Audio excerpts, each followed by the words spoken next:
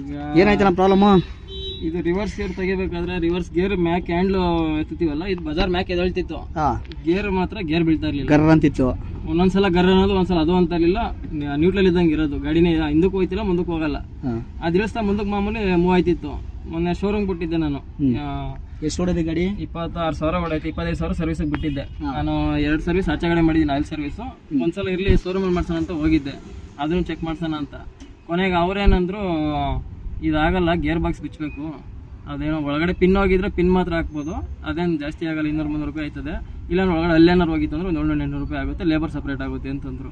ಇವಾಗ ಮಾಡ್ಬಿಡಿ ಅಂತಲೂ ಒಂದೇ ನಾನು ಹಂಗೂ ಇಲ್ಲ, ಇವಾಗ ಹುಡುಗರಿಲ್ಲ, ನೆಕ್ಸ್ಟ್ ಇನ್ನೊಂದು ಅಪಾಯಿಂಟ್ಮೆಂಟ್ ತಗೊಳ್ರಿ ಅಂತ ಹೇಳಿದ್ರು. ಸರಿ ಅಂತೇಳಿ ನಾನು ಸುಮ್ಮನೆ ಆಗ್ಬಿಟ್ಟಿದ್ದೆ.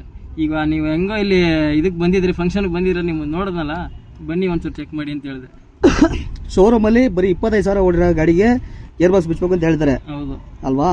ಅವ್ನ ಮೆಕ್ಯಾನಿಕ ಏನವನು ಅಂತ ನನಗಂತೂ ಗೊತ್ತಿಲ್ಲ. ಯಾವ ಶೋರೂಮ್ಗೆ ಹೋಗಿದ್ರಾ ಅಥವಾ ಬೇರೆ ಲೋಕಲ್ ಗ್ಯಾರೇಜ್ ಹೋಗಿದ್ರಾ? ಶೋರೂಮ್ಗೆ ಹೋಗಿದ್ರಾ?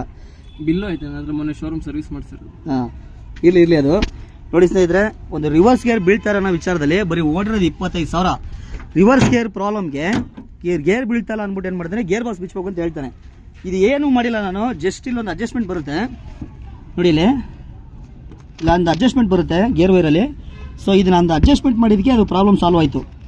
ಈ ಮೆಕ್ಯಾನಿಕ್ಗಳು ಶೋರೂಮಲ್ಲಿ ಇರೋಂಥವ್ರಿಗೆ ಏನಕ್ಕೆ ಇದು ಇಷ್ಟು ಸಿಂಪಲ್ ವಿಚಾರ ಗೊತ್ತಾಗ್ತಾ ಇಲ್ಲ ಅಂತ ನನಗೆ ನಿಜವೂ ಗೊತ್ತಾಗ್ತಾ ಇಲ್ಲ.